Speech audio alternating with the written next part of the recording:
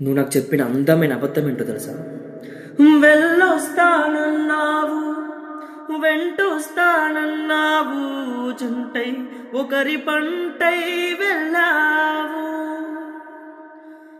కరుణిస్తానన్నావు, వరమిస్తానన్నావు, బరువై మెడకు ఉరివై పోయావు.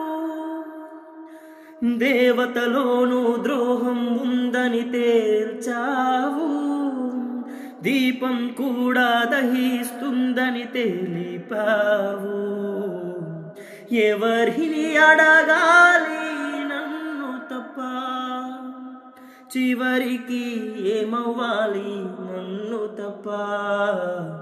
నువ్వంటే ప్రాణమని, నీతోనే లోకమని, నీ ప్రేమే లేకుంటే బ్రతికేదే